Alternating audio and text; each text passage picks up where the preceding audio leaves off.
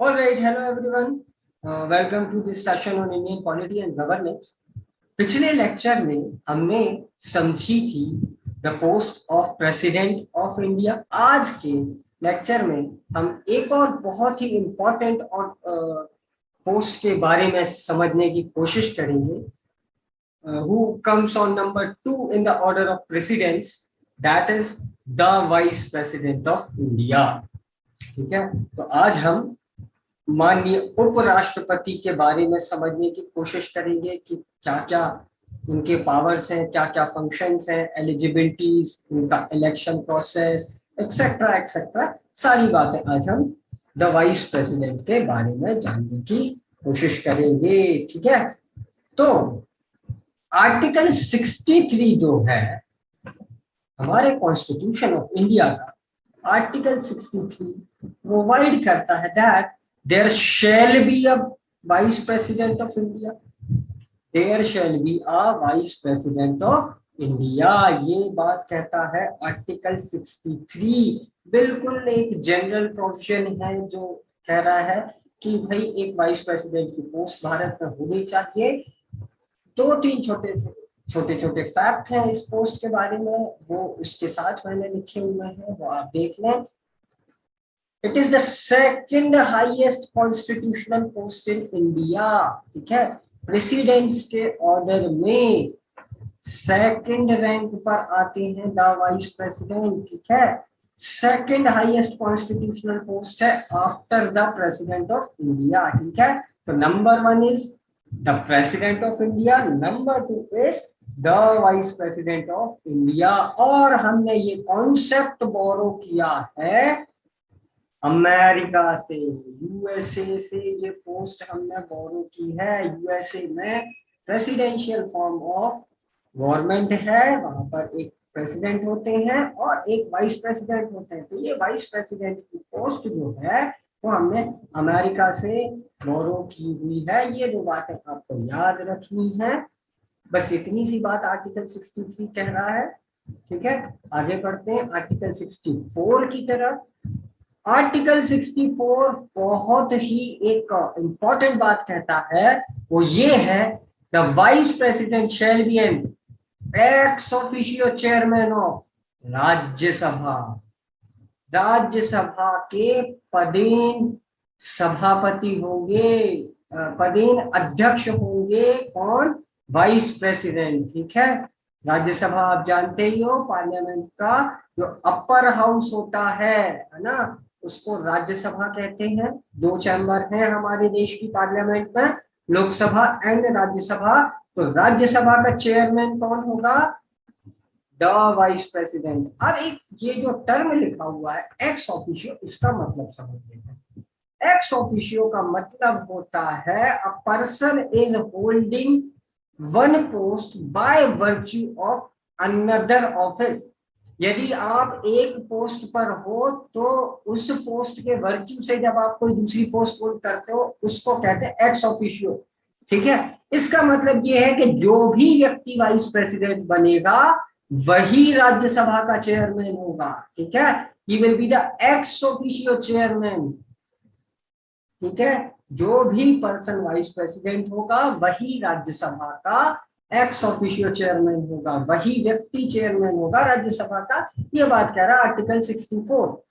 ठीक है, तो क्या ड्यूटी होती है एक चेयरमैन की राज्यसभा के?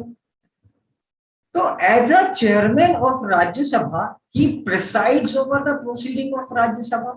ठीक है, वो सारी प्रोसीडिंग जो है, जो भी कार्यवाही चलेगी राज्यसभा में, उसको प्रिसाइड करेंगे। ठीक है, और जितने भी फंक्शन है इसके मैटर में, किसके मैटर में? प्रोसीडिंग ऑफ राज्यसभा के जितने फंक्शंस हैं वो सारे एक्सरसाइज करेंगे। एक तरह से जो लोकसभा का स्पीकर होता है, लोकसभा के स्पीकर के जो फंक्शंस होते हैं लोकसभा में, वे ही फंक्शन राज्यसभा में कौन एक्सरसाइज करेगा? The vice president, who is x officio chairman of Rajya Sabha. ठीक है, अब देखो तीसरी जो महत्वपूर्ण बात इस आर्टिकल में लिखी हुई है वो ये है, as a vice president no functions as such has been assigned to him in the constitution. मतलब कि एक वाइस प्रेसिडेंट के रूप में इनके पास कोई भी काम नहीं होता है। मतलब वाइस प्रेसिडेंट जो है वो सिर्फ एक नॉमिनल पोस्ट है एक तरह से। एज अ वाइस प्रेसिडेंट कुछ भी काम नहीं है इनके पास। इनके पास काम किसके रूप में है? राज्यसभा के चेयरमैन के रूप में, ठीक है। और इसीलिए इनकी जो सैलरी या अलाउंसेस बनते हैं वो राज्यसभा के चेयरमैन की कैपेसिटी में बनते हैं। वाइस प्रेसिडेंट की कैपेसिटी में इनको कोई सैलरी वैलरी नहीं मिलती है, ठीक है। किस चीज की सैलरी इनको मिलती है? चेयरमैन ऑफ राज्यसभा के। तो अब आपके दिमाग में ये क्वेश्चन आ रहा होगा कि जब कोई काम ही नहीं है तो वाइस प्रेसिडेंट की पोस्ट आखिर हमने रखी क्यों? तो इसका एक सिंपल सा आंसर ये है कि in case of absence of the president, यदि प्रेसिडेंट एब्सेंट है for any reason like death, resignation, removal और एनी अदर रीजन, है ना, तब ऐसी कंडीशन में वाइस प्रेसिडेंट जो होंगे वो एज अ प्रेसिडेंट फंक्शन करेंगे, ठीक है। वाइस प्रेसिडेंट जो होंगे प्रेसिडेंट की एब्सेंस में एज अ प्रेसिडेंट फंक्शन करेंगे। और जब vice president as a president function कर रहे होंगे तब उनको वही सैलरी एंड अलाउंसेस मिलेंगे जो एक प्रेसिडेंट को मिलते हैं, ठीक है। जब प्रेसिडेंट एब्सेंट होंगे और vice president as a president act कर रहे होंगे तो उनको वही सैलरी, अलाउंसेस और फैसिलिटीज मिलेंगी जो प्रेसिडेंट ऑफ इंडिया को मिलती है। और जब वो वाइस प्रेसिडेंट का ही फंक्शन एक्सरसाइज कर रहे होंगे तब उनको सैलरी कहां से मिलेगी? राज्यसभा के चेयरमैन के रूप में। सैलरी वगैरह को लेकर एक शेड्यूल आपको याद आ रहा होगा, हमने पढ़ा था, ठीक है। तो याद रखना जितने भी बिग शॉट्स हैं उन सारे लोगों की सैलरीज एंड अलाउंसेस के बारे में वो शेड्यूल बात करता है, ठीक है। तो शेड्यूल को आप याद रखेंगे। अच्छा, एक और बहुत महत्वपूर्ण बात मैं आपको बता दूं। एक एग्जांपल मैं अक्सर देता हूं। कंट्री जो हमारी है, हमारा स्टेट जो है, उसको आप रेलवे मान लो, ठीक है। तो रेलवे जो है वो बिना इंजन के नहीं चल सकती है, मानकर चलिए ये बात। ट्रेन जो है वो बिना इंजन के नहीं चल सकती है। तो यदि हमारा स्टेट ट्रेन है तो उसका इंजन है हमारे देश के राष्ट्रपति, ठीक है। Our president is the engine of the train of state. तो बिना इंजन की ट्रेन हमारी नहीं चल सकती है। इसीलिए आप देखोगे हम जब प्रेसिडेंट पढ़ रहे थे तो हमने देखा था कि प्रेसिडेंट का इलेक्शन उनकी सीट वैकेंट होने के पहले करा लेना पड़ेगा, एक बात। दूसरी बात, यदि वो इलेक्शन नहीं हो पाया उनकी सीट वैकेंट होने के, तो जब तक एक सक्सेसर ऑफिस में नहीं आ जाएगा तब तक वो प्रेसिडेंट की पोस्ट होल्ड करेंगे, दूसरी बात। तीसरी बात यहां से निकल कर आ रही है कि यदि किसी रीजन से प्रेसिडेंट अपने पावर एंड फंक्शंस को एक्सरसाइज नहीं कर पा रहे हैं या फिर एब्सेंट है अपनी पोस्ट से, तब कौन प्रेसिडेंट के रूप में फंक्शन करेगा? वाइस प्रेसिडेंट, ठीक है। और एक छोटी सी बात और मैं आपको यहीं पर बता दूं, वहां आप नोट कर लेना इस बात को, यहां पर लिखा नहीं हुआ है। इन केस ऐसी कोई सिचुएशन बनती है जिसमें प्रेसिडेंट और वाइस प्रेसिडेंट दोनों ही अवेलेबल नहीं है, तो जैसा मैंने आपसे कहा कि स्टेट तो एक रेलवे है, ट्रेन है, वो बिना प्रेसिडेंट के इंजन के चल ही नहीं सकती है। तब इस इंजन के रूप में कौन काम करेगा?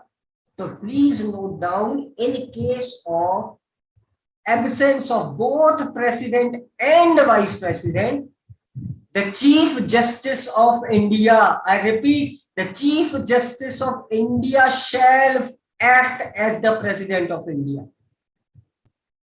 चलो एक और कंडीशन आ जाए, एक और कंडीशन ये आ जाए कि चीफ जस्टिस ऑफ इंडिया भी नहीं, तब क्या होगा? ऐसी कंडीशन में जिसमें प्रेसिडेंट, वाइस प्रेसिडेंट और चीफ जस्टिस ऑफ इंडिया तीनों ही अपनी अपनी ऑफिस से एब्सेंट है, तब जो सीनियर मोस्ट जज ऑफ सुप्रीम कोर्ट होगा, सीनियर मोस्ट जज ऑफ सुप्रीम कोर्ट जो होंगे वो एज अ प्रेसिडेंट एक्ट करेंगे। ठीक है, प्रेसिडेंट नहीं होगा तो कौन प्रेसिडेंट के रूप में एक्ट करेगा?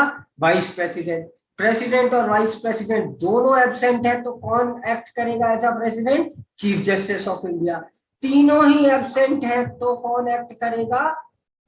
सीनियर मोस्ट जज। अब ये मत कहिएगा कि भाई मान लो सीनियर मोस्ट जज नहीं है, ऐसा तो पॉसिबल ही नहीं होगा।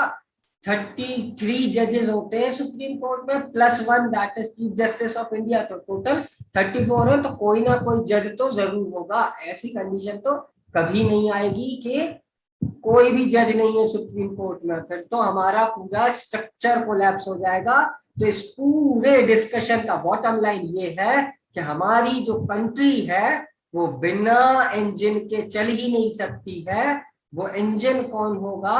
वो इंजन होगा प्रेसिडेंट ऑफ इंडिया। ठीक है, इसलिए वाइस प्रेसिडेंट की पोस्ट हमारे यहाँ पर रखी गई है कि in case of absence of the president, vice president shall act as the president of India, and while he is acting as president of India he will draw the salary in capacity of president, और बाकी normal course में वो राज्यसभा के chairman की capacity में salaries draw करेंगे। As a vice president उनके पास कोई खास फंक्शंस नहीं है, मेन फंक्शन उनका क्या है? चेयरमैन ऑफ राज्यसभा का होना। ठीक है, एक एक्स्ट्रा शॉट यहाँ पर दिया गया है। When a bill is introduced in Rajya Sabha, then Vice President decides whether it is a finance bill or not. And if he is of opinion that a bill introduced in Rajya Sabha is a money bill, he would refer the bill to Speaker of Lok Sabha for deciding it. हमने previous session में money bill और finance bill के बारे में थोड़ा बहुत समझा था। हमने ये देखा था कि प्रेसिडेंट के रिकमेंडेशन के बाद ही फाइनेंस बिल इंट्रोड्यूस होते हैं। आगे जाकर भी हम कुछ चीजें पढ़ने वाले हैं, तो एक बात मैं आपको यही बता दूं, मनी बिल जो होता है वो सिर्फ और सिर्फ लोकसभा में इंट्रोड्यूस हो सकता है। ठीक है, राज्यसभा में मनी बिल इंट्रोड्यूस नहीं हो सकता। अब यदि कोई ऐसा बिल जो कायदे से मनी बिल होना चाहिए वो राज्यसभा में इंट्रोड्यूस हो जाता है, तो as a chairman of Rajya Sabha vice president साहब डिसाइड करते हैं कि ये मनी बिल या फाइनेंस बिल तो नहीं है, और यदि वो मनी बिल या फाइनेंस बिल है तो वो क्या करेंगे? वो बिल भेज देंगे लोकसभा के स्पीकर के पास। एक छोटा सा एक्स्ट्रा शॉट है, ये आप याद रख लेना। ठीक है, चलो आर्टिकल 65 हम देखते हैं क्या कह रहा है। आर्टिकल 65 वही बात कह रहा है जो मैंने आपको प्रीवियसली बता दी। In event of the occurrence of any vacancy, ध्यान दीजिएगा इस टर्म पर, एनी वैकेंसी, कोई भी वैकेंसी हो, किसी भी वजह से हो, डेथ की वजह से हो, रिमूवल की वजह से हो, रेजिग्नेशन की वजह से हो, या फिर प्रेसिडेंट बीमार है, वो अपने पावर एंड फंक्शन एक्सरसाइज नहीं कर पा रहे हैं, या फिर कोई और अन्य चीजें हैं, किसी भी रीजन से प्रेसिडेंट का ऑफिस वैकेंट है, तब क्या होगा? तब वाइस प्रेसिडेंट जो है वो एज अ प्रेसिडेंट वर्क करेगा। ये बात कह रहा है आर्टिकल 65, ये हम पहले ही डिस्कस कर चुके हैं। ठीक है, और नेक्स्ट बात भी वही कह रहा है जो मैंने आपको अभी बताई है। While acting as president or discharging the functions of president, the vice president shall not perform the duties of chairman of Rajya Sabha। और एक बात और मैंने आपको ये भी बताई कि जब हम प्रेसिडेंट पढ़ रहे थे तब भी हमने ये देखी थी कि any person who is acting as president or discharging the functions of president shall receive the salary and all the emoluments, all the allowances of president। तो जब राज्यसभा के chairperson that is the vice president वो as a president act कर रहे होंगे, तब वो president वाली सैलरी उनको मिलेगी। ठीक है, जो भी सैलरी प्रेसिडेंट को मिलती है। मैंने आपको ये भी बताया था कि प्रेसिडेंट की पोस्ट हाईएस्ट पेड जॉब है, प्रेसिडेंट से ज्यादा सैलरी किसी की नहीं होती है गवर्नमेंट सेक्टर में। ठीक है, गवर्नमेंट में, प्राइवेट में तो होती होगी, गवर्नमेंट उसमें गवर्नमेंट की सबसे बड़ी पोस्ट है, यानी कहने गवर्नमेंट के वो हेड है, इसलिए उनसे ज्यादा सैलरी किसी की नहीं होती है। तो जब vice president as a president function कर रहे होंगे तब उनको वही सैलरी मिलेगी जो किसको मिलती है? प्रेसिडेंट को। जब वो प्रेसिडेंट के रूप में एक्ट कर रहे होंगे तब राज्यसभा को कौन प्रेसाइड करेगा? तो उस कंडीशन में राज्यसभा का डेप्यूटी चेयरमैन वो फंक्शंस एक्सरसाइज करेगा, ठीक है, क्योंकि यहाँ क्लियरली लिखा है vice president shall not perform the duties of office of chairman of Rajya Sabha. तो जब वाइस प्रेसिडेंट साहब प्रेसिडेंट के रूप में फंक्शन कर रहे होंगे तब राज्यसभा को कौन प्रेसाइड करेगा? डेप्यूटी चेयरमैन, ठीक है। ये बात आप यहीं याद रख लो, ये बात हम फिर से पढ़ेंगे जब राज्यसभा पढ़ रहे होंगे। ऑल राइट, ये था आर्टिकल 65। आई होप इसमें कोई डाउट आपको होगा नहीं।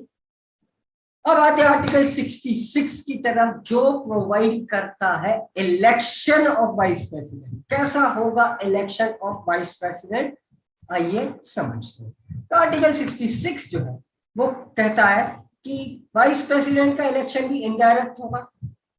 इनडायरेक्ट इलेक्शन होगा मतलब सिटीजन्स ऑफ इंडिया इसमें वोट नहीं देते हैं, ठीक है। डायरेक्ट इलेक्शन क्या होता है? जिसमें जनता डायरेक्टली चुनती है, ठीक है। नागरिक डायरेक्टली वोट देकर चुनते हैं। किस किस के होते हैं डायरेक्ट इलेक्शन? एमपी के, एमएलए के और लोकल बॉडीज के, सरपंच, महापौर, नगर पालिका के जो पार्षद वगैरह है, इन सब के इलेक्शंस डायरेक्ट होते हैं। लेकिन प्रेसिडेंट का, वाइस प्रेसिडेंट का इलेक्शन इनडायरेक्ट होता है। क्यों इनडायरेक्ट होता है? क्योंकि इनडायरेक्टली सिटीजन्स ही इनको चुन रहे हैं। कैसे चुन रहे हैं इनडायरेक्टली सिटीजन्स इनको? क्योंकि सिटीजन्स के इलेक्टेड जो रिप्रेजेंटेटिव्स हैं वो इस इलेक्शन में वोट देते हैं। ऑलराइट, तो कौन सा सिस्टम फॉलो होता है? वही सिस्टम जो प्रेसिडेंट के इलेक्शन में फॉलो होता है, प्रोपोर्शनल रिप्रेजेंटेशन। प्रोपोर्शनल रिप्रेजेंटेशन को हमने बहुत अच्छे से समझा था जब हम प्रेसिडेंट का इलेक्शन पढ़ रहे थे। तो सेम है, प्रोपोर्शनल रिप्रेजेंटेशन है, यानी कि ये कोशिश की जाएगी कि पूरी कंट्री में यूनिफॉर्मिटी रहे इन प्रोपोर्शन, ठीक है। और मींस क्या होगा? Single transferable vote. ये भी मैंने आपको बताया था कि भाई प्रेफरेंसेस अपने अपने लिखने होते हैं, preference number 1, preference number 2, preference number 3। जिसको सबसे कम फर्स्ट प्रेफरेंस के वोट मिलते हैं वो कैंसिल हो जाता है, देन सेकंड प्रेफरेंस के वोट्स गिने जाने लगते हैं। इस सिस्टम को कहते हैं सिंगल ट्रांसफरेबल वोट, यानी कि 1 पर्सन 1 वोट। जो भी इनका इलेक्टर होगा वो एक ही वोट देता है, दैट इज सिंगल वोट, और वो वोट ट्रांसफरेबल होता है, ठीक है। और सीक्रेट बैलेट पेपर पर ये इलेक्शन होता है, सीक्रेसी मेंटेन की जाती है, ठीक है। गोपनीय होता है आपका मत, गोपनीय होता है आपका वोट। आप बताओगे नहीं किसी को कि हमने किसको वोट दिया है, प्रेसिडेंट या वाइस प्रेसिडेंट के लिए। ऑल राइट, प्रेसिडेंट और वाइस प्रेसिडेंट के इलेक्शन का मैनर बिल्कुल सेम है, लेकिन एक चीज डिफरेंट है। इलेक्टोरल कॉलेज, प्रेसिडेंट और वाइस प्रेसिडेंट के इलेक्शन में इलेक्टोरल कॉलेज डिफरेंट है। इलेक्टोरल कॉलेज क्या होता है? वो लोग जो किसी एक इलेक्शन में वोट देते हैं, ठीक है। तो प्रेसिडेंट के इलेक्शन में जो लोग वोट देते हैं उनसे डिफर करता है इलेक्टोरल कॉलेज वाइस प्रेसिडेंट के इलेक्शन वाला, ठीक है। आइए समझते हैं क्या है। इसमें लिखा है the electoral college which elects the vice president consists of members of both the houses of parliament, members of both the houses of parliament। Electoral college जो प्रेसिडेंट को इलेक्ट करता है और इलेक्टोरल कॉलेज जो वाइस प्रेसिडेंट को elect करता है, उसमें दो डिफरेंसेस बनते हैं। Number 1, elected members. वहां पर लिखा है elected members of both the houses of parliament, यहां पर लिखा है खाली members of both the house of parliament. इसका मतलब ये है कि यहां पर इलेक्टेड वाली बात नहीं है, यहां पर बस मेंबर होना जरूरी है, यानी कि nominated and elected both members gives the vote in election of vice president। Please note this down। जबकि प्रेसिडेंट के इलेक्शन में सिर्फ और सिर्फ elected members of both the houses of parliament vote देते हैं। प्रेसिडेंट के इलेक्शन में elected members of legislative assembly भी वोट देते हैं। वाइस प्रेसिडेंट के इलेक्शन में लेजिस्लेटिव असेंबली के मेंबर्स वोट नहीं देते हैं। कौन वोट देता है? सिर्फ और सिर्फ एमपीज। क्वेश्चन यहीं से बनेगा और कंफ्यूजन यहीं पर पैदा होगा। अच्छा, हो सकता है अब आप में से कुछ लोगों के दिमाग में ये क्वेश्चन आ रहा हो कि साहब प्रेसिडेंट के में क्यों एमएलए वोट करते हैं, इसके में क्यों नहीं वोट करते? तो मेरा जवाब बिल्कुल सिंपल है। प्रेसिडेंट जो है वो हमारी कंट्री का कॉन्स्टिट्यूशनल हेड है। वो सिर्फ यूनियन लेवल पर एडमिनिस्ट्रेशन नहीं करते, वो स्टेट लेवल पर भी एडमिनिस्ट्रेशन में इन्वॉल्व होते हैं, है ना। गवर्नर वगैरह अपॉइंट करते हैं स्टेट्स में, और कई सारे फंक्शन स्टेट के लेकर भी परफॉर्म करते हैं। इसीलिए प्रेसिडेंट के इलेक्शन में एमएलए को भी वोट देना जरूरी है। क्यों? क्योंकि वो एमएलए कौन है? वो स्टेट के रिप्रेजेंटेटिव, ठीक है ना, वो स्टेट्स के रिप्रेजेंटेटिव। तो जब प्रेसिडेंट स्टेट्स में भी फंक्शन करता है तो it is very very much necessary कि स्टेट्स का रिप्रेजेंटेशन भी प्रेसिडेंट के इलेक्शन में हो। बट वाइस प्रेसिडेंट का जैसा हमने देखा कि कुछ काम इनका होता ही नहीं है ना, इनका कुछ खास काम होता ही नहीं है एज अ वाइस प्रेसिडेंट। इनका सारा काम as the chairman of Rajya Sabha होता है, इसलिए यहाँ पर एमएलए वोट नहीं देते, वहां पर वोट देते हैं, ठीक है। प्रेसिडेंट ने उनको नॉमिनेट करा है और वही लोग प्रेसिडेंट के लिए वोट देंगे तो अनफेयर हो गया ना, इसलिए नॉमिनेटेड मेंबर्स प्रेसिडेंट को वोट नहीं देते। लेकिन यहाँ पर ऐसा नहीं है, वाइस प्रेसिडेंट तो कोई नॉमिनेट नहीं करता, है ना, इसलिए नॉमिनेटेड मेंबर्स भी यहाँ पर वोट देते हैं। आर्टिकल 66 क्लॉज 3 जो है वो प्रोवाइड करता है qualification for becoming a vice president. Number 1, वही बात आप याद रखो सिटीजनशिप को पढ़ते हुए जो हमने समझी थी कि एक सिटीजन कौन होता है? जो कंट्री के दिए हुए सारे राइट्स एंजॉय करता है, including holding of constitutional post. ये बात मैंने आपको बताई थी सिटीजनशिप पढ़ते हुए। तो थंब रूल ये मानकर चलो, इस कंट्री के कॉन्स्टिट्यूशन की बनाई हुई कोई भी पोस्ट आपको होल्ड करना है तो सबसे सबसे जरूरी क्वालिफिकेशन ये है कि आपको कंट्री का सिटीजन होना पड़ेगा, ठीक है, आपको देश का नागरिक होना पड़ेगा। आप यदि भारत के नागरिक नहीं हो तो आप भारत के राष्ट्रपति नहीं बन सकते, भारत के उपराष्ट्रपति नहीं बन सकते, आप चीफ जस्टिस ऑफ इंडिया नहीं बन सकते, आप जज नहीं बन सकते सुप्रीम कोर्ट हाई कोर्ट में, आप कैग नहीं बन सकते, आप यूपीएससी के मेंबर या चेयरपर्सन नहीं बन सकते, एक्सेट्रा। जितनी भी पोस्ट कॉन्स्टिट्यूशन क्रिएट करता है उन सब के लिए सबसे जरूरी क्वालिफिकेशन तो ये है कि आपको सिटीजन होना जरूरी है। यदि आप देश के सिटीजन नहीं हो तो कॉन्स्टिट्यूशनल पोस्ट होल्ड नहीं कर सकते। Alright. Number 2, he should have completed 35 years of age. 35 साल की आयु पूर्ण कर ली हो तभी वो देश के उपराष्ट्रपति बन सकते हैं। He should be qualified for election as a member of Rajya Sabha, ठीक है। क्यों भाई राज्यसभा का मेंबर बनने की क्वालिफिकेशन?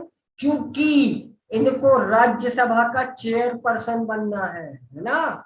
ये यदि वाइस प्रेसिडेंट बनेंगे तो राज्यसभा के एक्स ऑफिशियो चेयरमैन होंगे। आप खुद सोच कर देखो, जो आदमी राज्यसभा का मेंबर बनने के लिए क्वालिफाइड ना हो वो राज्यसभा का चेयरपर्सन कैसे बन सकता है?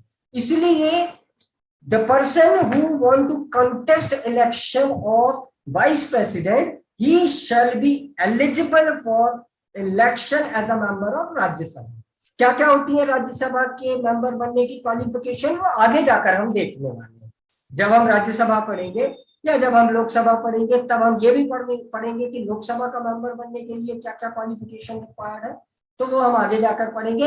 अभी आप सिर्फ इतना याद रखो, प्रेसिडेंट बनने के लिए आपको लोकसभा का मेंबर होने की सारी क्वालिफिकेशन रखनी पड़ेगी और वाइस प्रेसिडेंट बनने के लिए राज्यसभा का मेंबर बनने की सारी क्वालिफिकेशन आपने होनी चाहिए। फोर्थ पॉइंट जो है वो बिल्कुल सेम है प्रेसिडेंट जैसा। He should not hold any office of profit under union government, state government और लोकल अथॉरिटी।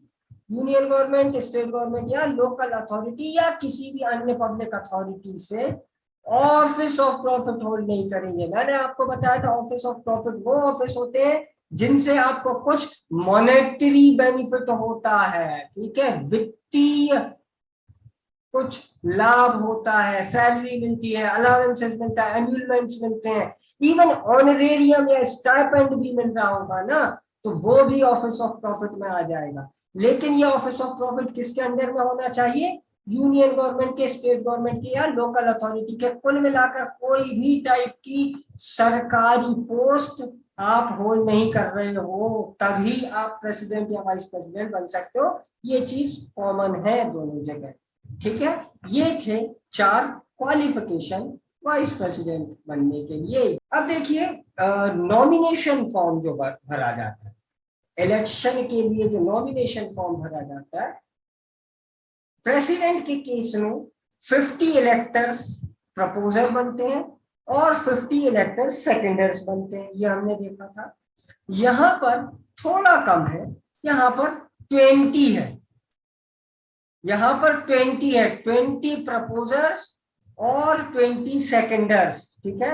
वहां पर 20 नहीं है, वहां पर 50 है। प्रेसिडेंट के लिए 50 प्रपोजर्स प्लस 50 सेकेंडर्स चाहिए होते हैं। यहां पर क्या है, 20 प्रपोजर्स और 20 सेकेंडर्स। और एक छोटी सी बात आप ध्यान रखिएगा, इलेक्टर्स लिखा हुआ है यहां पर, ठीक है। तो प्रेसिडेंट के इलेक्टर्स में एमएलएज भी आते हैं, तो ये जरूरी नहीं है कि सारे के सारे एमपी ही हो, एमएलएज भी हो सकते हैं, या दोनों मिला जुला कर 50-50 का नंबर आप पूरा कर सकते हैं। लेकिन इनके इलेक्टर एमएलएज नहीं होते, एमपीज ही होते हैं, दोनों हाउसेस के एमपीज, चाहे वो इलेक्टेड हो चाहे नॉमिनेटेड हो, ठीक है। तो ध्यान रखना, टर्म क्या यूज किया गया, इलेक्टर्स। और एक सिक्योरिटी डिपॉजिट करनी पड़ेगी, कहां पर, आरबीआई में। कितनी, 15,000 रुपए, ठीक है। ये सेम है, सिक्योरिटी डिपॉजिट सेम है, ठीक है। क्लॉज 4 जो है आर्टिकल 66 का, वो कहता है the vice president shall not be a member of either house of parliament, यानी कि एमपी नहीं हो सकता लोकसभा या राज्यसभा में, या फिर house of legislature of any state, MLA या एमएलसी नहीं हो सकता है, ठीक है। देखिए मैंने आपको प्रेसिडेंट पढ़ते हुए भी बताया था, एमपी, एमएलए और मिनिस्टर्स को ऑफिस ऑफ प्रॉफिट नहीं माना गया है, ठीक है। लेकिन वो चीज अलग से आगे दे दी है कि एमपी या एमएलए आप नहीं हो सकते हो यदि आपको क्या बनना है, वाइस प्रेसिडेंट बनना है। और यदि आप थे लेकिन आप वाइस प्रेसिडेंट का इलेक्शन लड़ गए और जीत गए, तो ये माना जाएगा कि आपने अपनी एमपी या एमएलए या एमएलसी जो भी सीट है वो वैकेट कर दी है। एग्जैक्टली सेम है प्रेसिडेंट जैसा। अब आ जाते हैं term of office of president. Article 67 provide करता है टर्म ऑफ ऑफिस। टर्म का मतलब होता है ड्यूरेशन, टेन्योर, अवधि, कितने टाइम के लिए आप ऑफिस होल्ड करते हो, that is known as term. कितना होगा वाइस प्रेसिडेंट का टर्म, ये प्रोवाइड कर रहा है आर्टिकल 67 का क्लॉज 1, 5 इयर्स, ठीक है। कितना, 5 इयर्स। कब से, from the date of entering upon his office, from the date on which person enters upon his office, उस डेट से 5 साल तक वाइस प्रेसिडेंट रहेंगे वो व्यक्ति, ठीक है। तो कितना होगा, 5 years from date of entering upon office. लेकिन रिजाइन कर सकते हैं, ठीक है। वाइस प्रेसिडेंट जब चाहे रिजाइन कर सकते हैं। मान लीजिए नहीं रहना वाइस प्रेसिडेंट, ठीक है, तो वाइस प्रेसिडेंट रिजाइन कर सकते हैं। महत्वपूर्ण बात यहां पर आती है, किसको, प्रेसिडेंट को रेजिग्नेशन भेजते हैं, ठीक है। वाइस प्रेसिडेंट किसको अपना रेजिग्नेशन भेजेगा, प्रेसिडेंट को, ठीक है। और प्रेसिडेंट किसको रेजिग्नेशन भेजेगा, वाइस प्रेसिडेंट को, ठीक है। अच्छा, अब टर्म पूरा करने के पहले रिमूवल भी हो सकता है ना। प्रेसिडेंट का भी हमने रिमूवल देखा जिसको इम्पीचमेंट कहते हैं। हालांकि रिमूवल ऑफ वाइस प्रेसिडेंट की प्रोसेस उतनी कॉम्प्लेक्स नहीं है जितनी इम्पीचमेंट ऑफ प्रेसिडेंट की प्रोसेस है। आइए समझते हैं। आर्टिकल 67 का नेक्स्ट क्लॉज जो है वो बात करता है रिमूवल ऑफ वाइस प्रेसिडेंट की। ठीक है, vice president can be remove from his office before completion of his term. 5 साल के पहले भी वाइस प्रेसिडेंट हटाया जा सकता है, हटाया जा सकता है। ठीक है, कैसे हटाया जा सकता है?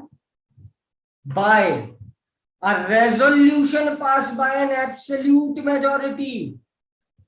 ध्यान से पढ़ना इस टर्म को, सॉरी इस फ्रेज को।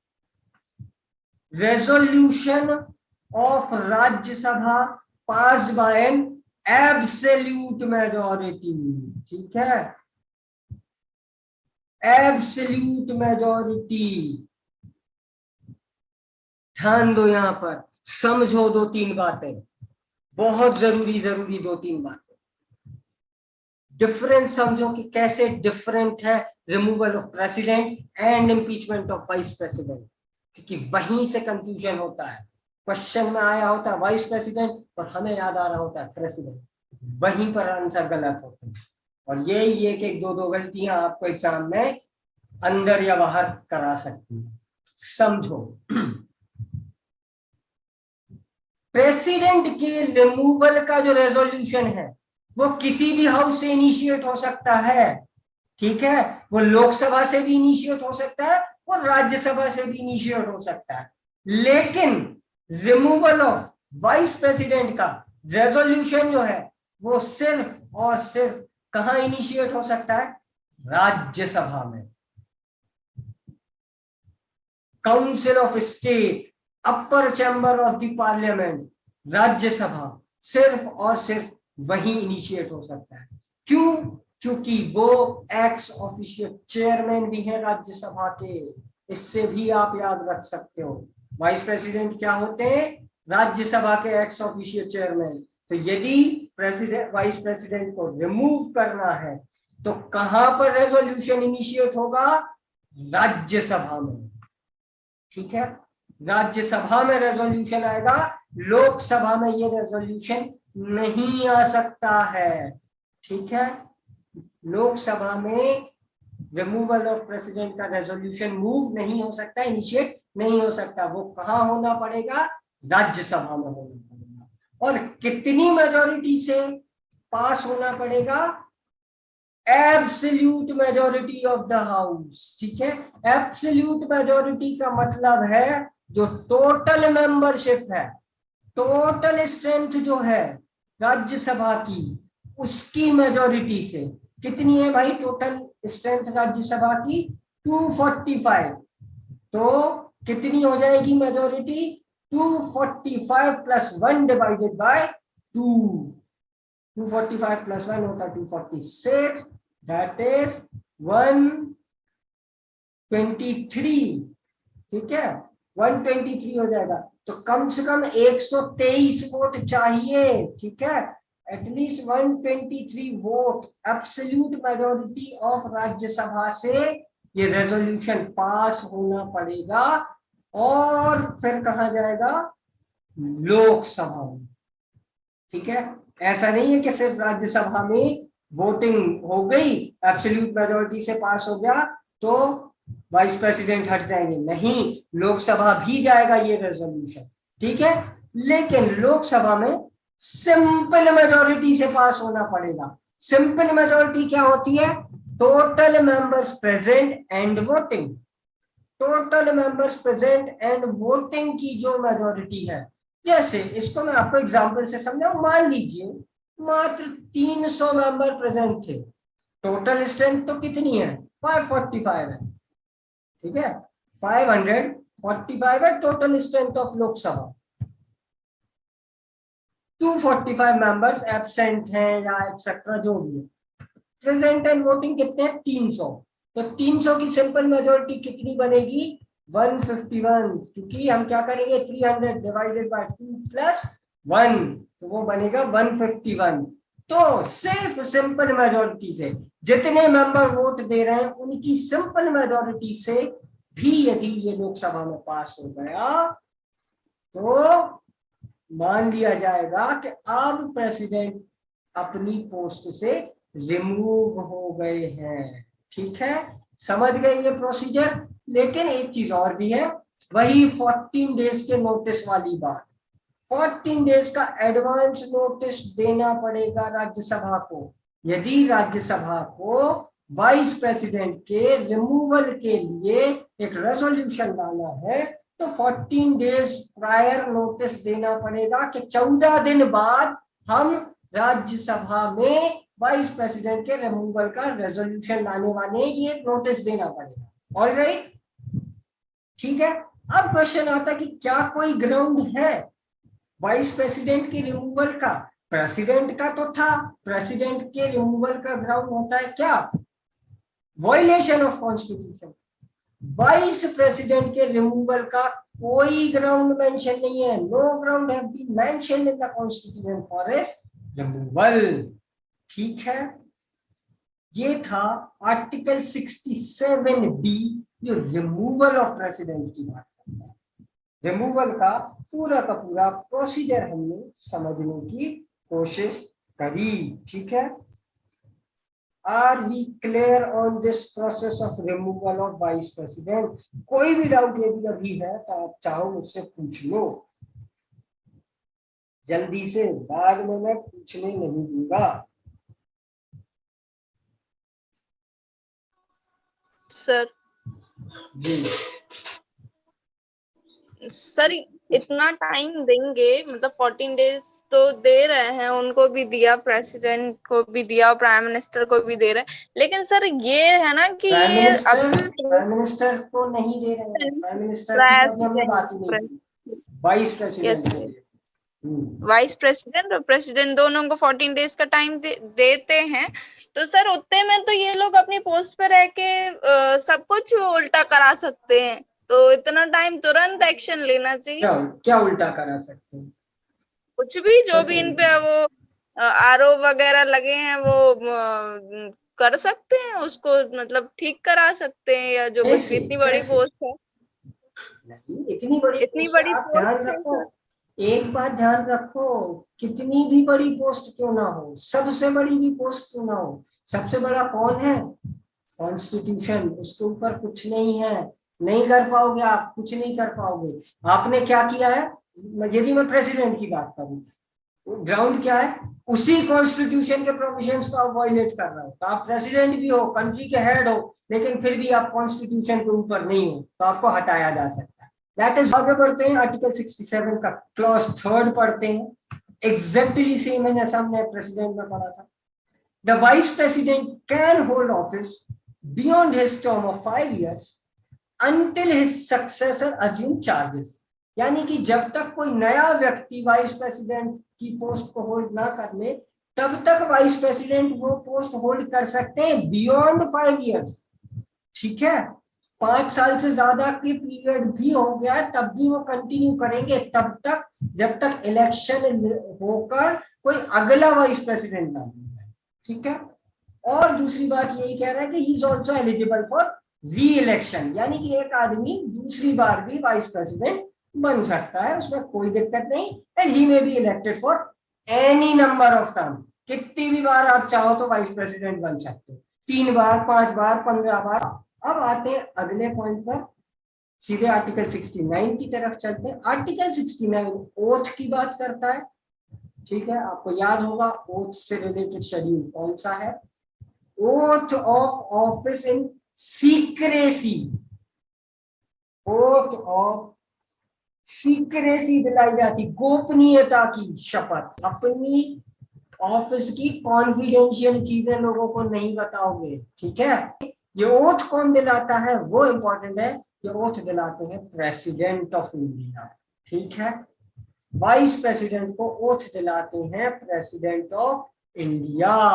ठीक है, बस इतना सा ये याद रखना है, और वो शेड्यूल आप याद रखिएगा जो शेड्यूल ओथ एक्सेट्रा की बात करता है, उनके केस में भी है। आगे बढ़ते हैं, कुछ चीजें और छोटी छोटी समझने की कोशिश करते हैं। ये जो आर्टिकल हम देख रहे हैं 71, ये प्रेसिडेंट और वाइस प्रेसिडेंट दोनों की बात मैं कलेक्टिवली यहां पर करता हूं। ठीक है, दोनों के कॉन्टेक्स्ट में ये हम बात कर रहे हैं।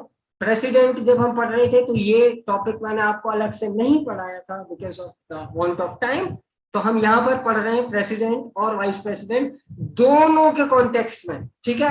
आर्टिकल 71 जो है वो ये कहता है कि यदि प्रेसिडेंशियल और वाइस प्रेसिडेंशियल इलेक्शन को लेकर कोई भी डिस्प्यूट है, any dispute, any doubt relating to presidential and vice presidential election, कौन इंक्वायर या डिसाइड करेगा?